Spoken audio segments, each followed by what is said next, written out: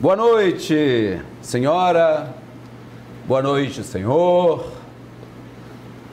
Desde ontem eu estou pensando muito seriamente na seriedade dos nossos governantes e daquela turminha que os acompanha, aquele monte de papagaio de pirata que fica atrás do presidente, do ministro da Economia, todo mundo ali com seu terno caro, bonito, fazendo coro para o presidente.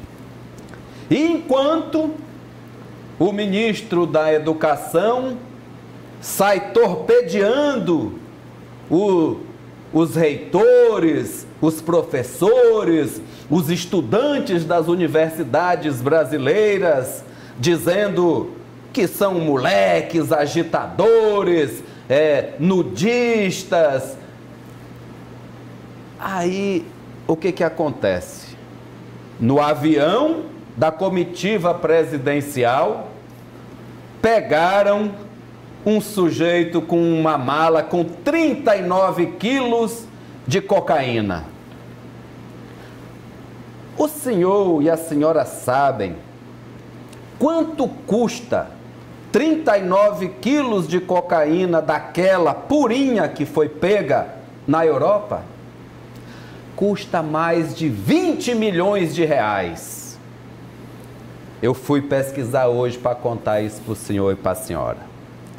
E são os estudantes do curso de artes lá da UFMA, que fazem teatro com trajes menores, eles é que são moleques, eles é que são indecentes e eles é que jogam contra a família brasileira.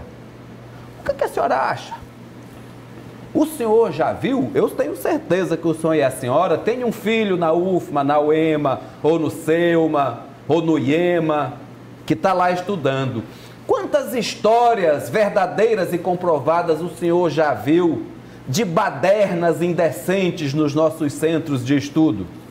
Quantos estudantes já foram presos e processados e envergonharam os seus pais por isso? Eu não conheço nenhum caso. Conheço umas polêmicas tolas que já caíram no esquecimento há muito. Mas eu, como brasileiro, como trabalhador, eu me envergonho profundamente perante a comunidade internacional quando um membro da comitiva presidencial do meu país é preso num país estrangeiro com drogas ilegais. E drogas que valem mais do que ouro. Isso sim é uma falta de respeito, uma falta de decoro, uma indignidade para nós brasileiros. Um membro da comitiva da presidência do meu país, preso num país estrangeiro, portando drogas, fazendo tráfico. Vamos pensar muito nisso e conversar muito com os nossos filhos, porque não é inventando kits gay que nunca existiram que nós vamos combater a indecência no nosso país. É de outra forma. É caindo de olhos muito abertos nos livros, nos sites sérios e conversando com aquelas pessoas que a gente sabe que pode confiar. Esta é a nossa avaliação de hoje e vamos ver daqui a pouco o que pensa alguém que sabe muito mais do que eu a respeito de educação, a respeito de alunos, de estudantes, de professores, de instituições de ensino. Hoje nós recebemos com muito prazer o reitor do IEMA, o meu querido que já está para vir aqui há muito tempo, não é? Naquele dia, hoje eu até tentei explicar para o senhor que... Lembra, Felipe, quando a gente encontrou o reitor Felipe aqui junto com a gente? Sim, é Jonathan Almada que está aqui com a gente, que há muito tempo que eu quero trazê-lo para conversarmos. Seja muito bem-vindo, reitor. Muito obrigado, Geraldo e Felipe, pelo convite. Eu fico muito feliz porque eu acompanho o programa, claro, e é um dos programas mais aguardados, né? Pela forma como vocês fazem, uma forma muito descontraída, mas ao mesmo tempo muito incisiva, né? Para debater os assuntos de interesse da nossa comunidade maranhense e brasileira, né? Como esse assunto tão relevante que é como os governantes veem a educação pública. Tá bom. Felipe, desculpa eu ter me alongado nesse começo, mas você não acha que isso, como dizia a minha avó, é uma falta de absurdo? Olha, eu quero lembrar uma coisa, que ser jovem é ter o direito de ser perdoado de tudo que você não tem maturidade, de tudo que você ainda não aprendeu e que você pode fazer. Não permitir que o jovem seja feliz, que o jovem mostre as suas emoções, é criar uma população de pessoas incapazes em reproduzir aquilo que é talvez a coisa mais refinada neste país, que é a alegria. A alegria do brasileiro tem sido tirada todos os dias, e por incrível que pareça, não são os educadores que estão tirando a alegria do povo há décadas, posso dizer séculos.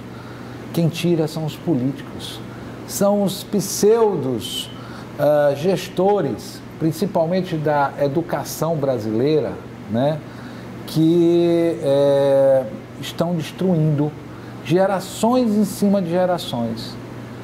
Toda hora, agora, nesse momento, está morrendo um negro jovem, favelado, que não teve direito à educação, a ter a retaguarda obrigatória do Estado. Viva a transgressão, viva o jovem. Quem não foi jovem, será que todo mundo já esqueceu, Geraldo, que foi jovem? Eu não esqueço. Eu digo todo dia para os meus filhos, sejam necessários, mas sejam felizes da sua forma.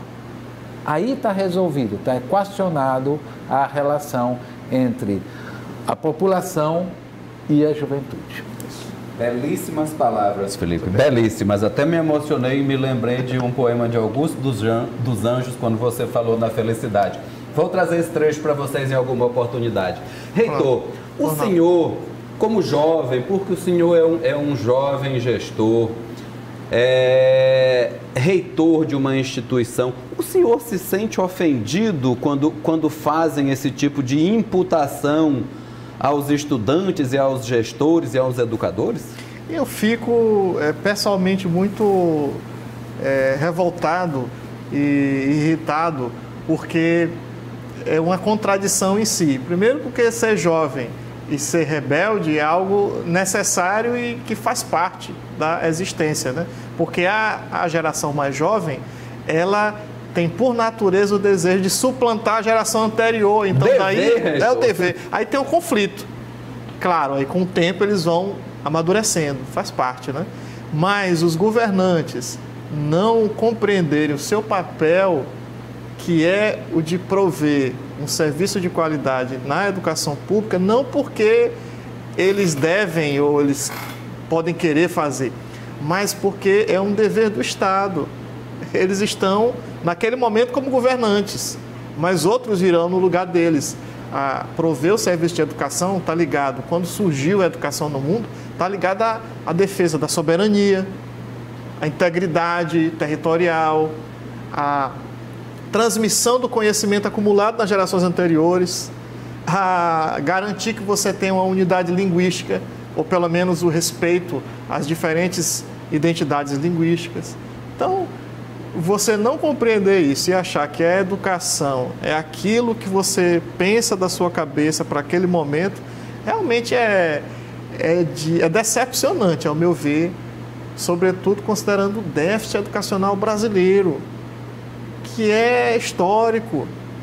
Nós, hoje, ocupamos a 65ª posição, vou citar só uma área, matemática, num ranking de 70 países. Então, isso há anos. Por exemplo, se vocês considerarem a meta do IDEB, que a referência é o PISA da OCDE, lá a média que nós queremos alcançar enquanto país é 6,6. 6. 6 de 0 a 10. Isso quer dizer que a nossa meta enquanto Brasil é a meta da mediocridade dos outros países avançados. Não sei se o senhor viu, reitor, ontem saiu uma pesquisa, porque tudo o Brasil quer estar dentro, mas o Brasil não quer cumprir nada. É uma questão, isso aí é todos os governos, não é só coisa, né? Quer estar lá no grupo de segurança da ONU e tal, isso aqui, mas não quer cumprir o seu papel, né, de todos os acordos assinados.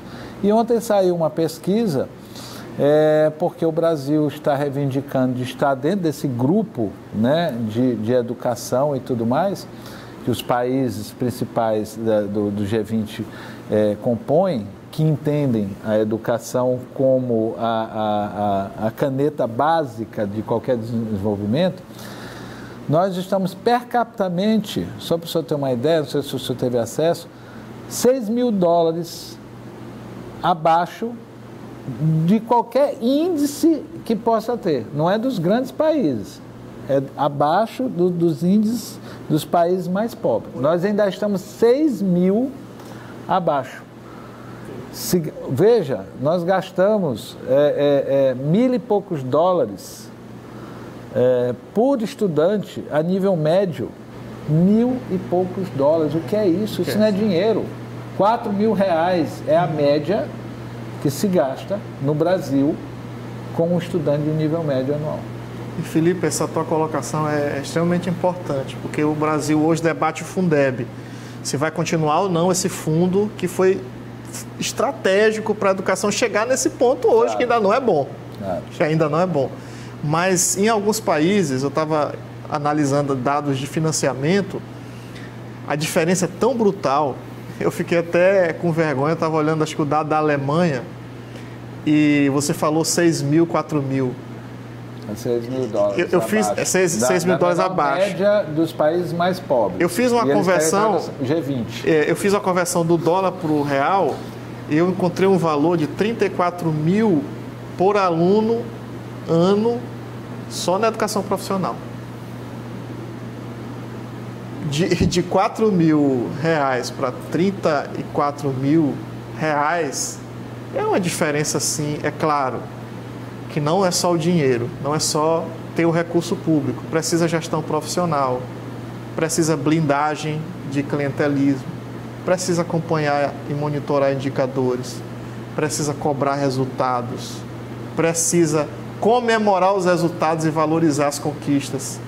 Então, é um conjunto de ingredientes que são necessários e que todo país do mundo faz, e que quando a gente fala no Brasil, parece que a gente está falando assim a reinvenção da roda, né? Não é. O caminho é muito similar. Agora, tem que fazer e continuar fazendo. Tu disseste bem. Qual é a moda agora? É essa? Vamos aderir. Aí daqui a uns 2, 3 meses, não, mas sim, o Brasil não vai continuar. Não, nós vamos continuar. E abandona. Aí começa de novo. O exemplo para mim mais crítico disso é a política de educação infantil. Vocês lembram o grande programa que foi os CAICs. É um exemplo, fantástico, né? Que já pegou a ideia, né? Daci e Brizola foram no Collor, convenceram, o ministro da Educação do Collor tocou, aí o governo seguinte ao Collor, Itamar, diminuiu, depois do Itamar, Fernando Henrique diminuiu, mas ainda abandonou, aí já começou uma coisa com o ensino fundamental, sem resolver a educação infantil. Aí o seguinte já decidiu fazer tudo ao mesmo tempo, da educação infantil à pós-graduação. Todos os países começam na base. Qual é a base? A educação infantil resolveu a demanda para o fundamental. Fundamental resolveu, médio resolveu esse conjunto que forma a educação básica, vamos partir para a universidade. Nós não, nós somos tão melhores do que os outros do mundo e mais espertos e inteligentes que a gente consegue fazer tudo ao mesmo tempo, assobiar, chupar cana e mascar chiclete. Só que não, né, reitor? Só que não. A gente faz a nossa primeira parada e voltamos em seguida com o Jonathan Almada, reitor do IEMA. Voltamos aqui com os analistas. Hoje recebemos o Jonathan Almada, que é o reitor do IEMA. Foi meio emotivo, né, Felipe, aquele primeiro bloco, porque é tanta indignidade que nos causa, é tanto dinheiro desperdiçado. Jonathan, você tem uma carreira brilhante, isto é um elogio, eu permita-me elogiá-lo aqui. Como é que foi assim? Você começou como secretário adjunto da Ciência e Tecnologia e já ali, né, Felipe, houve o nascimento do IEMA. Conte um pouquinho pra gente na como verdade, é que... ele começa, na verdade, quando se descobre Jonathan, né? Eu vou falar, porque eu participei desse processo, porque eu era captador do material, né? Quando nós viajamos o Maranhão todo. Uma grande pesquisa, né, Felipe? Fizemos mais de 500 pesquisas, mais de 500 entrevistas, né, com o professor Carvalho, grande professor Carvalho de História. De História, né? E Jonathan entra já quando na elaboração do plano de governo do Flávio, que é o único plano da história, não só do Maranhão, mas do Brasil, que foi cumprido 100%. Isso. Que para mim é impressionante. E ele não é pequeno. Não é? Né? Tua área era educação, não é isso? Era educação. Ponto. Começou aí o contato, na verdade eu mandei um e-mail para o atual governador, né, ainda candidato, e me disse, olha, eu quero contribuir com a tua campanha. Eu gratuitamente quero ajudar. Acho que você é uma pessoa séria e que o Maranhão tem muito a ganhar contigo. E ele topou, e aí eu me inseri na discussão do programa de governo. Era eu e Margarete, na coordenação. Margarete Coutrin. Margarete Coutrin. Professora Margarete Professora. E que a gente já trabalhou juntos. Ela era secretária de Desenvolvimento Social e eu prestava uma consultoria para a secretaria. No governo de Jackson. No governo do Jackson. E a partir daí nós elaboramos o programa com esse grande trabalho que tu acabaste de relembrar aqui, belíssimo, de ouvir as pessoas, né? Parece algo tão excepcional, mas ninguém fazia, então foi feito. E juntamente com os diálogos. A partir daí, elaborado o programa, num primeiro momento, eu fui convidado para a assessoria do governador. Aí, no segundo momento, decidiram me levar para a Ciência e Tecnologia. Aí eu assumi como secretário adjunto. Essa fase, a gente criou programas como o Cidadão do Mundo, o Aulão do Enem, o primeiro formato do IEMA e começamos a implantar.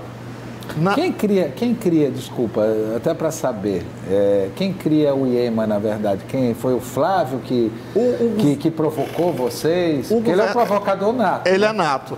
Na campanha, ele nos conta essa história, que ele teve a ideia de criar o IEMA a partir do depoimento de uma estudante, uma jovem estudante. Ah, eu lembro dessa matéria. Você lembra? Lembro. Que ela disse eu já vi ele contando essa história. Que ela não conseguiu passar no IFMA, que a vida dela tinha acabado. Aí ele pensou, realmente, só o IFMA não vai atender a demanda dessa estudante de tantos jovens como ela. Então, daí ele surgiu a ideia de criar o IEMA. Acho que ainda não tinha esse nome na cabeça dele, mas ele pensou aí. E ele incorporou, você sabe que era uma aliança, então ele incorporou muitas propostas de várias frentes. Então você tem a contribuição do próprio pessoal do Instituto Federal, que participou, contribuiu no programa de governo, do PPS da senadora Elisiane, depois do PSB do deputado Bira, do Pindaré, e o governador estabeleceu o formato. Olha, eu quero isso. O pessoal do PSB e do PPS vai ficar zangado contigo. Tu está dizendo que eles são donos do partido. Não faça isso. Que é um conjunto, né? O senhor é filiado a algum partido? Eu sou filiado ao PSB. Nós somos colegas. Somos colegas. Sou filiado ao PSB. A turma velha já não conhece a turma nova. Pois essa coisa, a vida orgânica dos partidos, que a gente tem que melhorar, né, Felipe? Acabou isso. Não existe mais isso. Esse conjunto cria a proposta do IEMA, mas o governador ele fez uma lição. Logo após a vitória, que eu acho que, não sei se todos sabem, ele visitou no mínimo 3 estados para aprender a experiência. Pernambuco, Ceará, Minas Gerais. Né? E de lá ele viu o formato da educação profissional. Só que ele teve uma grande sacada que nem Pernambuco, nem Ceará e nem Minas tiveram. Criar um instituto. Igual ao nosso, só o Centro Paula Souza, do estado de São Paulo, e a FAETEC, do Rio de Janeiro. Qual é a diferença, secretário? Porque É que eu chamo sempre de secretário. Porque reitor, assim, perdão, reitor. porque o Instituto, ele cria um modelo que é implementado de forma unitária em todos os lugares, em cada unidade. O formato de Pernambuco e de Ceará é só mais uma escola entre tantas da própria rede. Então lá tem as escolas regulares, tem as escolas de tempo integral, tem as escolas técnicas. Então é mais uma escola num conjunto. A grande sacação do Maranhão foi criar um instituto que implementa um modelo único. Então, quando você entra numa unidade do IEMA de Pindaré, você verá a mesma coisa quando você entrar numa unidade do IEMA em Matões. Porque o modelo de funcionamento é o mesmo. É o que é que garante? Acompanhamento e monitoramento, gestão profissionalizada, quadro completo de professores com formação de nível superior e ministrando a disciplina da sua área. O professor de matemática dá aula de matemática, não de geografia. Então, isso aí, esse modelo, com o aprendizado de vários estados, e mais do que nós, enquanto equipe, começamos a aprender já no processo de criação. Então, a gente pegou o que é que tem de melhor no mundo hoje. Finlândia, Canadá, Coreia do Sul, Alemanha, França, Estados Unidos. Então, a gente fez o processo de benchmarking, que chama. Benchmark. Reunimos os aprendizados e desenhamos o modelo. Olha, o modelo do IEMA vai ser isso. Unidades plenas para o jovem, como essa menina que falou com o governador, ali entre seus 14 e 17 anos, que vai fazer o ensino médio técnico de tempo integral, que é outra diferença em relação ao Instituto Federal, porque o nosso não é só integrado, é integral. Então você desenvolve o cognitivo, o corporal, as habilidades técnicos-científicos e a inserção no mundo do trabalho. Então essa é a diferença principal. E as unidades vocacionais, que é para o jovem, adulto e idoso, de 14 anos aí até os 99 anos, que quer fazer uma qualificação profissional. Ou porque ele está no mercado e precisa se atualizar, ou porque ele está desempregado e precisa criar uma forma de gerar renda, emprego para si mesmo. Então, esse foi o formato nós chamamos de modelo institucional, que tem 3 partes: pertinência, pedagógico e gestão. Começa a funcionar em que ano? As primeiras turmas? 2016, nós abrimos. 2016. São 3 anos. Tem 3 anos. A primeira turma se forma ano que vem. Formou esse ano, já teve no início do ano. Eles concluíram em 2018 e a gente faz a colação de grau em janeiro do ano seguinte, né? Nós formamos 324 jovens. Aí ele sai formado o quê, reitor? Em 10 diferentes cursos técnicos. Por exemplo? Técnico de recursos pesqueiros, técnico de logística, técnico de informática, técnico de agropecuária, técnico de administração. A gente chama de pós-venda quando são produtos. E como é que está o acompanhamento desses egressos, reitor, dessas pessoas que se formaram? Vocês têm observado? Nós criamos uma plataforma acadêmica que toda instituição tem uma plataforma acadêmica, né, de internet. A diferença da nossa é que ela tem um módulo de acompanhamento do egresso. Então nós unimos a plataforma de acompanhamento, sabe onde você está depois que você saiu do IEMA. Unimos isso com a associação de ex-alunos, que é algo também muito comum nesses países mais avançados. Hoje com o WhatsApp com o WhatsApp é mais fácil ainda, né? Mas a ideia dessa associação é o seguinte: se nós temos um ex-aluno que tem uma trajetória exitosa e ele daqui a pouco ele vira um grande CEO, um grande executivo de uma multinacional e ganha muito dinheiro com isso, nós vamos pedir a contribuição dele de volta. Né? Não, e é um case também. É um case. Então, esse modelo de acompanhamento existe.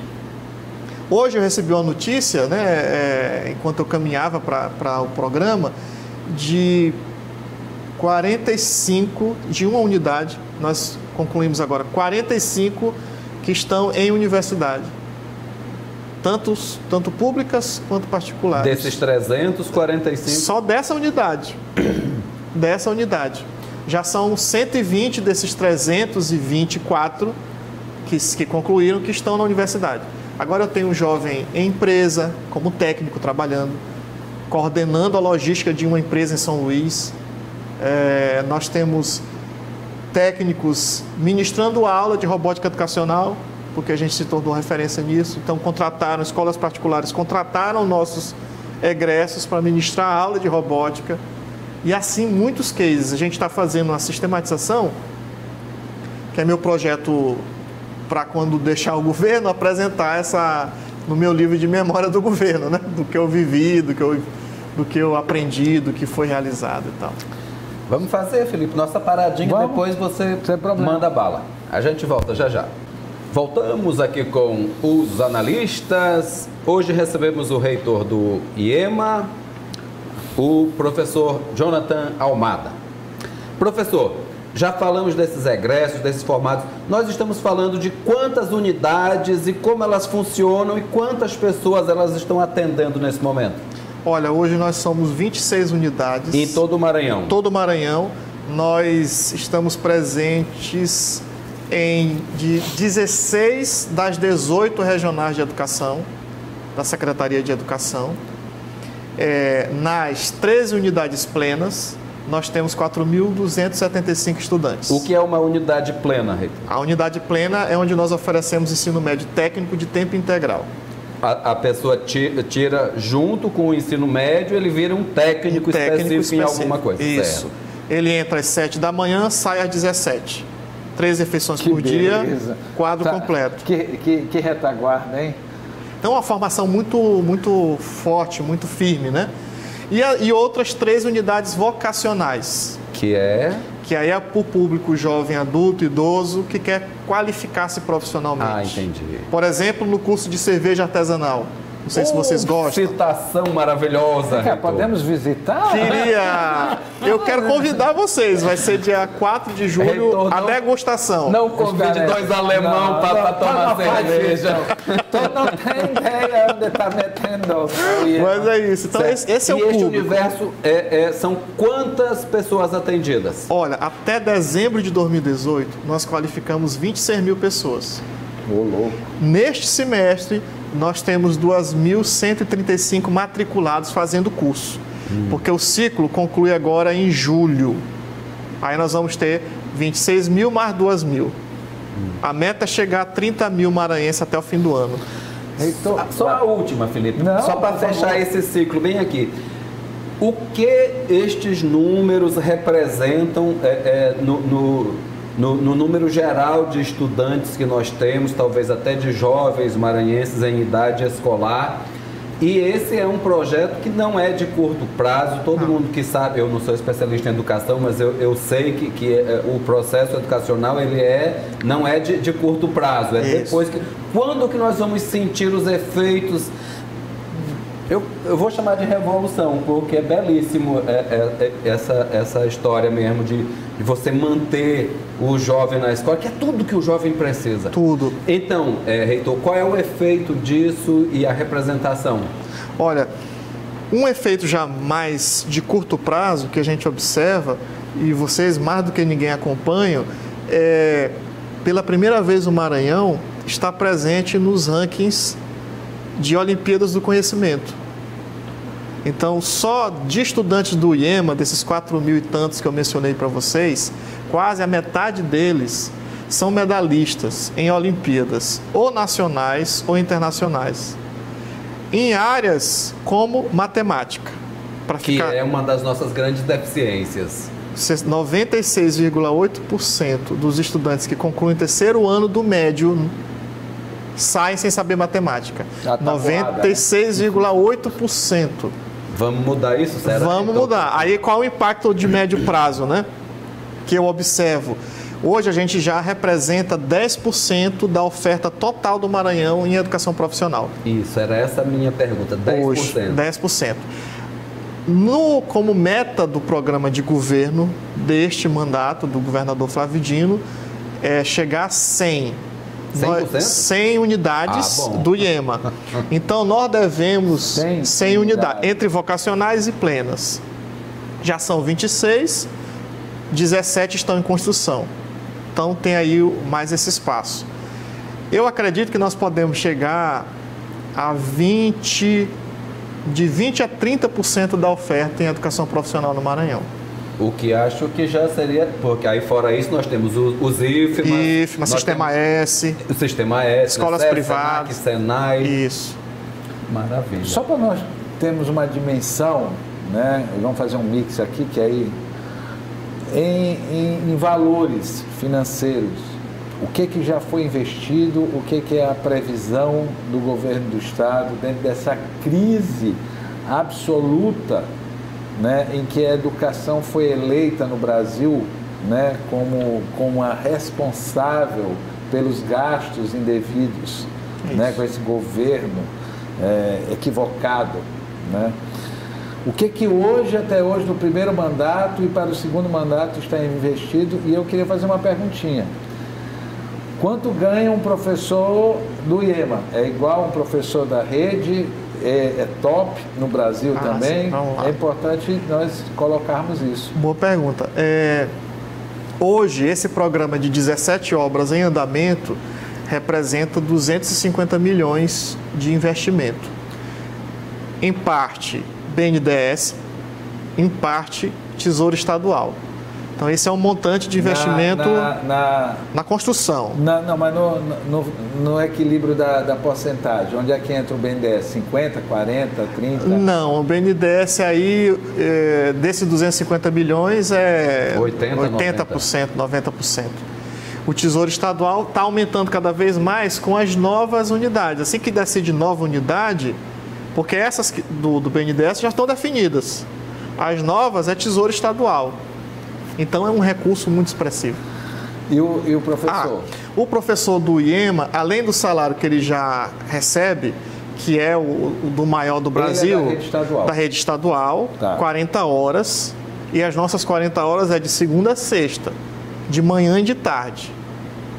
Então, o professor está integralmente, que os educadores especialistas chamam de jornada integral de escola única.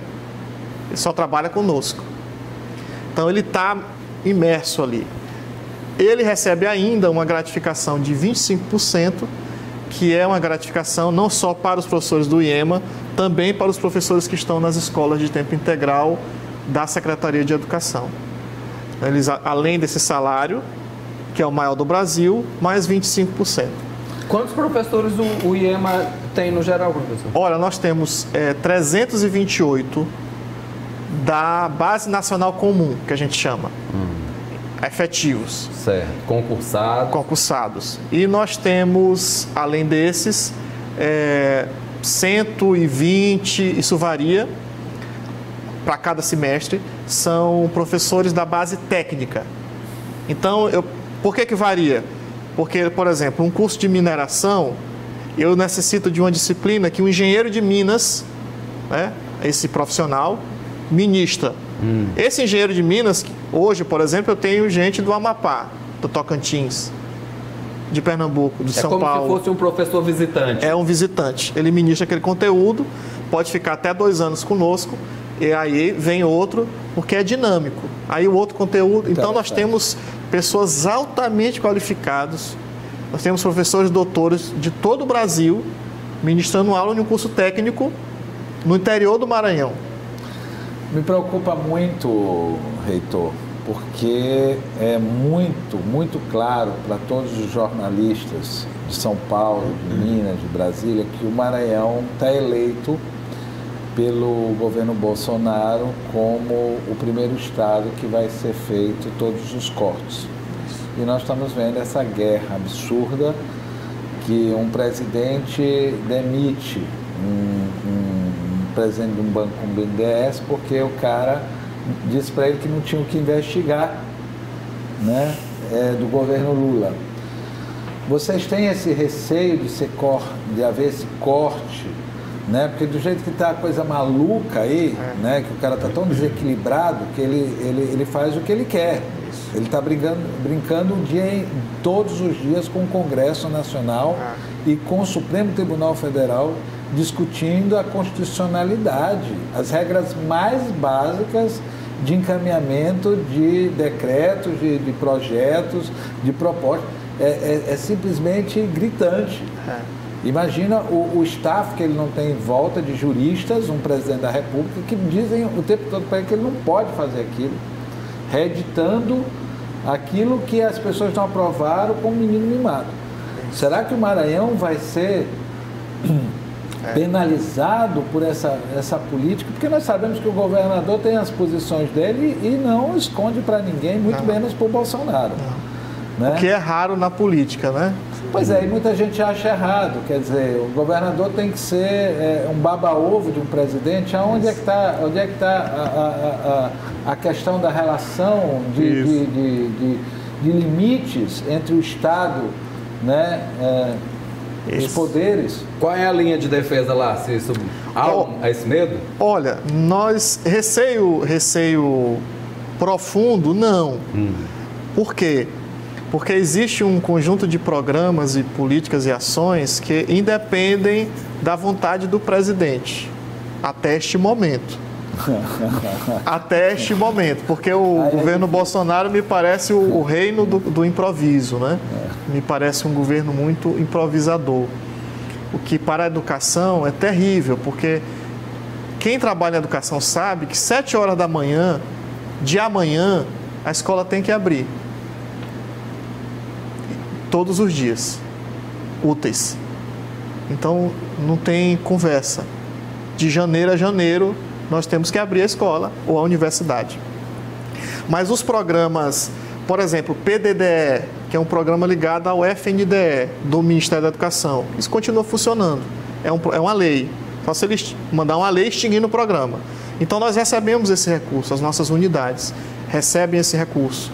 O Fundeb continua vigente. É constitucional, ele tem que fazer outra emenda se quiser mudar ou se quiser extinguir. Então isso aí também continua. Então nessa margem aí, ele não tem como mover politicamente. Agora, as transferências que não são obrigatórias, por exemplo, aquisição de ônibus escolares, construção de novas escolas, compra de equipamentos, isso sim, ele pode mobilizar do ponto de vista político. Ainda que me parece muito difícil você fazer de forma atabalhoada, porque existe um regramento, existem resoluções.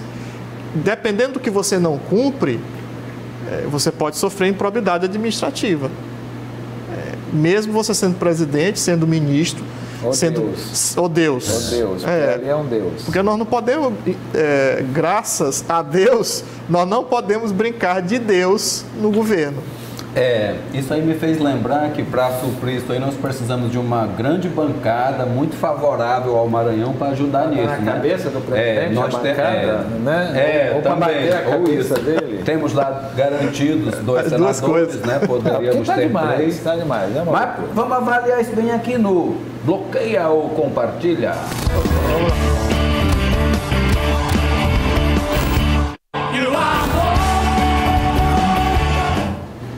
Vamos ver, bota o primeiro, meu querido. Vamos ver quem é que surge aí. Papu, senador Roberto Rocha, um dos membros da bancada. Bloqueia ou compartilha, reitor? Olha, eu bloqueio, porque ninguém compartilha com o rapaz aqui nesse programa. Ainda que pessoalmente eu respeite o senador pela sua trajetória, pela sua história, mas acho que ele poderia contribuir muito mais com o Maranhão do que ele contribui nesse momento. Muita gente já compartilhou ele, Felipe. Não seja injusto com o senador Roberto Rocha. Não a maioria, mas teve muita gente que já compartilhou. Melhor a tua barba que está ficando grisalha. Eu queria trabalhar a fórmula. Não. Tu não sabe porque o teu cabelo já está branco, segundo não. Esse moço aí já lutou muito pela educação, não estou dizendo que lutou bem nem mal, estou dizendo que lutou, já foi secretário de educação. Exato, já foi em outras oportunidades, né? Acho que mais de 3, se eu não... Sim. Né? E continua lá. Bloqueia ou compartilha esse sobrancelhudo aí? Compartilho, né? Inclusive a gente acha que tem algum parentesco pela sobrancelha. Não sei se você percebe. Imagina, reitor, a tua não dá um décimo. Imagina. Então eu devia ir pro PDT. Mas o Moacir, assim, é um grande quadro político e tem uma contribuição singular na área de educação municipal. Tanto que ele já representou no Conselho Nacional de Educação e no âmbito da União Nacional dos Dirigentes Municipais de Educação, a Undime. Então ele tem uma trajetória muito séria na área e isso deve ser reconhecido e valorizado. É seu amigo, reitor? Ele? Não é meu amigo, mas eu conheço... É seu amigo, Felipe? Muito. Espera ele vir aqui. Não. Espera ele vir aqui. Eu vou... Pode dizer. Terceiro nome. Com o maior prazer. Pá! Olha aqui, nossa, aí, ó. Esse aí foi ministro da Educação. O senhor bloqueia ou compartilha esse? Compartilho, porque nos últimos 30 anos ele foi o melhor ministro da Educação no Brasil, na minha visão. Por quê? Porque ele conseguiu organizar o setor educacional brasileiro e avançar em diferentes áreas. O que é a virtude, mas também é o defeito. Porque a amplitude da agenda prejudicou a avançarmos em ou aprofundarmos determinada área. Por exemplo, acho que ele deveria ter priorizado a educação básica. Não do infantil à pós-graduação, como ele gosta de dizer. É bonito do ponto de vista retórico, mas é complexo e quase inadministrável do ponto de vista prático da operação da política. Porém, grande quadro da política, grande quadro intelectual e também um professor muito respeitado na Universidade de São Paulo. Não precisa nem perguntar se ele votou nele, né? Não vou perguntar não. Foi por isso, Felipe, que eu não votei esse ministro mas esse compartilha, porque os caras ficam tudo na saia justa. Eu não botei aquele Abraham Weintraub, porque ninguém, acho difícil, vou convidar talvez a genitora dele aqui, talvez ela compartilhe. Eu acho que o senhor está errado. Não. Eu acho que o senhor está errado. É muito. Porque ele é tão bonito. E também não quis ele botar o Buzz Lightyear, porque tu sabe quem é o Buzz Lightyear, né? Não, quem é o Buzz Lightyear? Buzz Lightyear, aquele astronautazinho do Toy Story. Tá. Sabe que, enfim, mas vamos deixar eles pra lá. Vamos ver, só para encerrar a parada, o último. Tá aí, ó, o prefeiturável Eduardo Braide, deputado federal. O senhor bloqueia ou compartilha esse aí? Olha, eu compartilho no seguinte sentido. Acho que ele é um quadro político ascendente do Maranhão. Ainda precisa mostrar, do ponto de vista do executivo, uma contribuição mais expressiva. No legislativo estadual tem a sua contribuição. No legislativo federal ele está desenvolvendo o mandato, então é muito cedo para fazer uma avaliação profunda do que ele vai contribuir, que está no primeiro ano de mandato. Mas eu penso que não só ele especificamente, mas toda essa renovação que aconteceu, geracional inclusive, na política maranhense, ela é positiva, para que a gente aprenda inclusive. Nós fizemos a renovação, vamos agora avaliar se a renovação de fato vai trazer o que a gente esperava em termos de resultados para o Maranhão. Para mim, em relação à bancada, por favor, uma bancada que esteja unida em defesa do Estado. Eu acredito que a nossa era a única de todos os estados que brigava. É a primeira vez que eu vejo nesse ciclo trabalhar junto. Perfeito.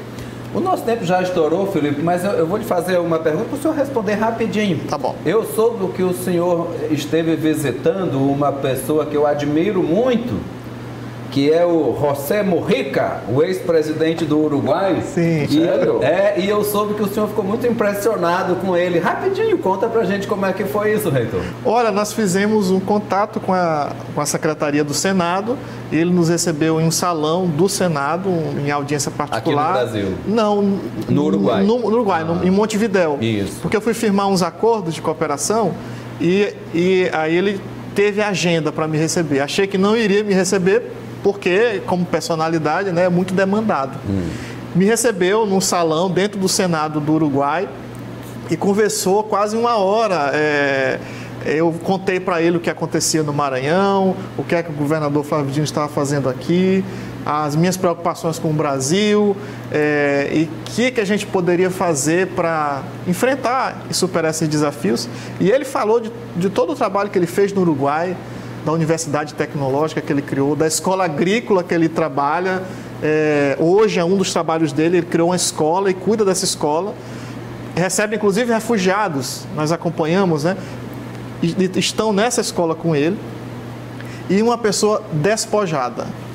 A assessoria dele era uma secretária que assessorava ele e outros.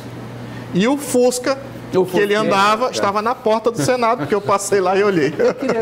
Já que Roberto Albuquerque vai brigar com a gente, não, tem que ser muito rápido. Eu só quero pedir para você que convide novamente o nosso reitor, mas convide o escritor, porque me cobram demais na rua que eu escreva a história de Jackson Lago. E eu sempre brinco e digo assim, com o Jonathan no páreo, eu não escrevo nada. Tá aí, ó. E ele tem a história toda de Jackson Lago e seria de uma generosidade e seria saboroso de tá aí, Jonathan. Topa esquecer que é reitor e daqui a um tempinho vir aqui falar só sobre isso? Falo sobre como escritor, topo sim. Fechado. Então, muito obrigado, reitor. Foi muito bom tê-lo aqui conosco, porque eu sou um apaixonado pela educação. Quando eu encontro pessoas que têm esse dom de gerir, de gerenciar, de trabalhar a educação, eu me emociono. Poxa, eu fiquei muito feliz, primeiro, pelo convite ter dado certo e por conversar com pessoas tão inteligentes como vocês, pessoas sensíveis que realmente fazem um trabalho sério no jornalismo do Maranhão. Então, muito obrigado. Obrigado. Né, Felipe? Estamos juntos. E o senhor e a senhora, pense muito bem sobre isso, vamos analisar, vamos visitar. Pode visitar os IEMAs, reitor? Pode, à vontade. Vá, se for perto da sua casa, vá lá ver, consiga uma vaga para o seu filho, para o seu sobrinho. E até amanhã. Vamos para a luta. Grande abraço.